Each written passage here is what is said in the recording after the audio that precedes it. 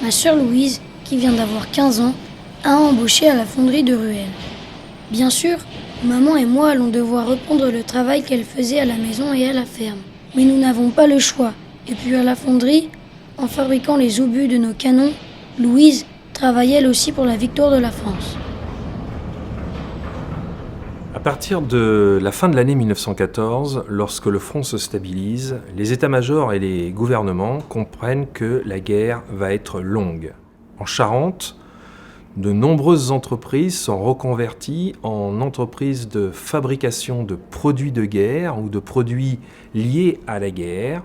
Les deux principaux établissements sont ceux de Ruelle, la fonderie de canons de Ruelle, un arsenal d'État, et la poudrerie nationale d'Angoulême.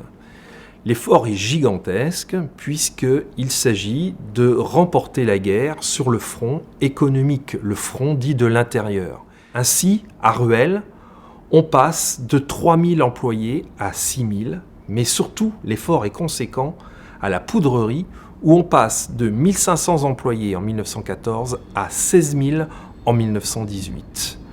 Ruelle va fabriquer plus de 5 millions de projectiles en acier, tandis que la poudrerie d'Angoulême va fabriquer 18 tonnes de poudre explosive par jour. Il faut savoir qu'en 1913, elle n'en fabriquait que 1 tonne. Parmi ces ouvriers, des travailleurs coloniaux, des Indochinois, beaucoup, plus de 6000 à la poudrerie, des Malgaches, des Marocains, mais aussi des femmes.